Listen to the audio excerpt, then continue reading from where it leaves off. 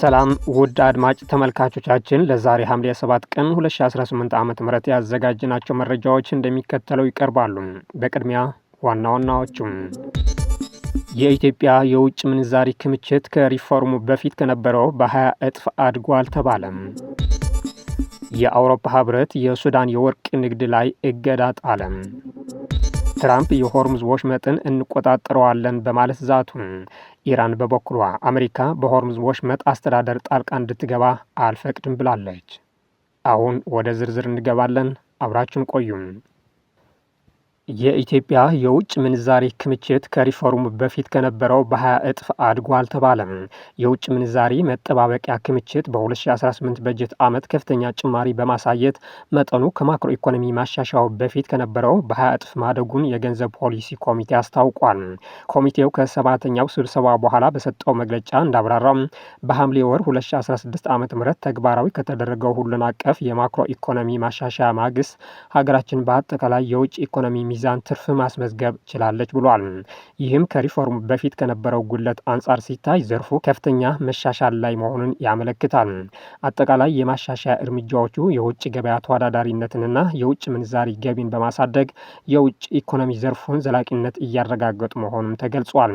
በበጀት ዓመቱ የተመዘገበው የሸቀጦች ወጪ ንግድ ገቢ በ3 እጥፍ ማደግ እንዲሁም በግለሰቦችና በመንግስት የሐዋላ ፍሰት ላይ የታየው አበራታች ማሻሻያ የሸቀጦች ገቢ ንግድ መጨመርን በከፊል እንዲያካክስ ረድቶታል ብሏል መግለጫው። በዚህም የተነሳ በ2016 በጀት ዓመት 6.2 ቢሊዮን የአሜሪካን ዶላር ደርሶ የነበረው ሂሳብ ሚዛን ጉድለት በ2018 በጀት ዓመት ወደ 1.8 ቢሊዮን ዶላር በከፍተኛ ሁኔታ ሊቀንስ መቻሉን በመግለጫው ተጠቁሟል። በተጨማሪም በበጀት ዓመቱ የተመዘገበው የካፒታል ሂሳብ ትርፍ ለአጠቃላይ የክፍያ ሚዛኑ መሻሻል የጎላ አስተዋጽኦ ማበርከቱ ተገልጿል። የአውሮፓ ህብረት የሱዳን የወርቅ ንግድ ላይ እገዳ ጣለ። የአውሮፓ ህብረት ምክር ቤት ሰኞ ዕለት የሱዳንን የእርስ በርስ ጦርነት በገንዘብ እየደገፈ ነው ያለውን የሀገሪቱን የወርቅ ንግድ ላይ አዲስ እገዳ ጥሏል። እገዳው መግዛት፣ ማስመጣት ወይም ከሱዳን የሚገኝ ወርቅን ማዘዋወር እንደሚያካትት ተገልጿል። የአውሮፓ ህብረት በተጨማሪም የወርቅ ማዕድንን ለማውጣት የሚያገለግሉ ወደ ሱዳን ሜርኩሪና ሲያናይድ መሸጥ፣ ማቅረብ፣ ማዘዋወር ወይም ማስገባት መታገዱን አስታውቋል። የፈጥኖ ደራሽ ኃይሉ አርኤስኤፍ የሱዳን የተወሰኑ የወርቅ ማውጫዎችን እንደሚቆጣጠርና ወደ ተባበሩት አረብ ኤሚሬትስ እንደሚልክ ይነገራል። የሱዳን ጦር ኃይሎች የተባበሩት አረብ ኤሚሬትስ የፈጥኖ ደራሽ ኃይልን በመደገፍ በሱዳን ውስጥ የድሮን ጥቃቶችን በመፈጸም ይከሷታል። ዩናይትድ አረብ ኤሚሬትስ ግን ውንጀላውን ታስተባብላለች። ሱዳን በአፍሪካ ወርቅ ላኪ ከሆኑ ሀገራት መካከል አንዷ እንደሆነች ይታወቃል። ትራምፕ የሆርሙዝ ወሽመጥን እንቆጣጠረዋለን በማለት ዛቱ። ኢራን በበኩሏ አሜሪካ በሆርሙዝ ወሽመጥ አስተዳደር ጣልቃ እንድትገባ አልፈቅድም ብላለች። የአሜሪካው ፕሬዝደንት ዶናልድ ትራምፕ ኢራን ስምምነቱን መጣሷን ጠቅሶ ሀገራቸው የሆርሙዝ ወሽመጥን እንድትቆጣጠር ገለጹ። ከፎክስ ኒውስ ጋር ባደረጉት ቆይታ የሆርሙዝ ወሽመጥን እንቆጣጠረዋለን፣ ምንም ነገር የላቸውም ብሏል። ትናንት ምሽት አሜሪካ ኢራንን ክፉኛ መደብደቧን ተናግረዋል። ይዘናቸዋል፣ እያስደሰትናቸው ነው፣ አብዛኞቹ መሳሪያዎቻቸው ወድማል ሲሉም አክሏል። በዩናይትድ ኪንግደም የኢራን ኤምባሲ ባወጣ መግለጫ በሆርሙዝ ወሽመጥ ደህንነቱ የተጠበቀ ጊዜያዊ መተላለፊያ እንዳዘጋጀም አስታውቋል። መተላለፊያው ከቴክኒክና ወታደራዊ ክልከላ ነጻ እንደሆነ ገልጿል። አሜሪካ ግን የሆርሙዝ ወሽመጥም ለከፍተኛ አደጋ የተጋለጠ መተላለፊያ ነው ብላለች። በሌላ በኩል ኢራን አሜሪካ በሆርሙዝ ወሽመጥ አስተዳደር ጣልቃ እንድትገባ አልፈቅድም ብላለች። የኢራን ከፍተኛ ወታደራዊ እዝ አሜሪካ በሆርሙዝ ወሽመጥ አስተዳደር ጣልቃ እንድትገባ እንደማይፈቀድ አስታውቋል። የኢራን ጦር የአሜሪካ ተደጋጋሚ የጀብደኝነት እንቅስቃሴ የቀጠናውን ደህንነት ክፉኛ አውኳል ማለቱን ታስኒም የዜና ወኪል ዘግቧል። አሜሪካ የሆርሙዝ ወሽመጥን እንድትቆጣጠር አንፈቅድም ሲልም የኢራን ጦር አክሏል። ከአሜሪካ ሽፍታ ጦር የተቃጡ ረበሻዎችን እንደሚቆጣጠር ማስታውቋል። ከአሜሪካ ጋር የሚደረግ ትብብር የኢራንን ሉዓላዊነት የሚጥስ የጦርነት ድርጊት ተደርጎ እንደሚወሰድም አስጠንቅቋል። ጦርነቱ ከተባባሰ ቀጠናውን ያዳርሳል ማለቱም ተዘግቧል። አፍሪካ በጸጥታው ምክር ቤት ቋሚ መቀመጫ ለማግኘት የምታነሳውን ጥያቄ ፍትሐዊ ነው ሲሉ የአዘርባይጃን ፕሬዝደንት ገለጹ። አፍሪካ በተባበሩት መንግስታት የጸጥታው ምክር ቤት ቋሚ መቀመጫ ለማግኘት የምታነሳው ጥያቄ ፍትሐዊ ነው ሲሉ የአዘርባይጃን ፕሬዝደንት ኢልሃም አሊዮቭ ገልጿል።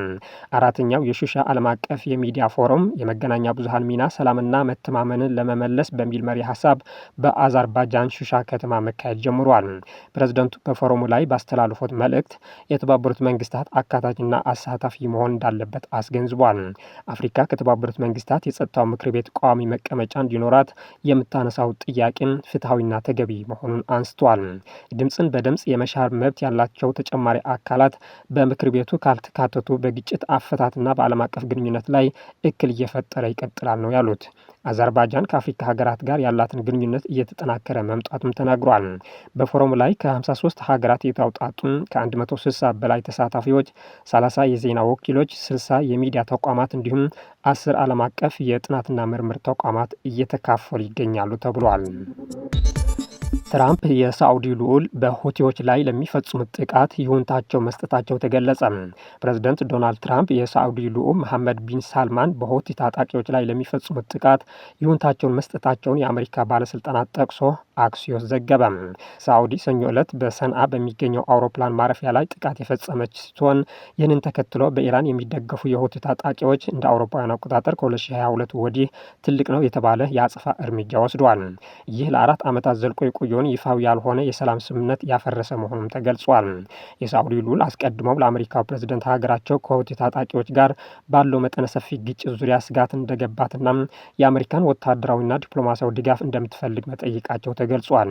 ሳዑዲ አረቢያ ይህንን የጠየቀችው ባለፈው ሳምንት መሆኑን የተገለጸ ሲሆን ሐሙስ ዕለት በዋሽንግተን የሳዑዲ አምባሳደር ከውጭ ጉዳይ ሚኒስትሩ ማርኮ ሩቢዮ ጋር ተገናኝቷል። ከአንድ ቀን በኋላም ሩቢዮ የሳዑዲ የውጭ ጉዳይ ሚኒስትር ልዑል ፋይሳል ቢን ፈርሃንን ጋር ተነጋግሯል።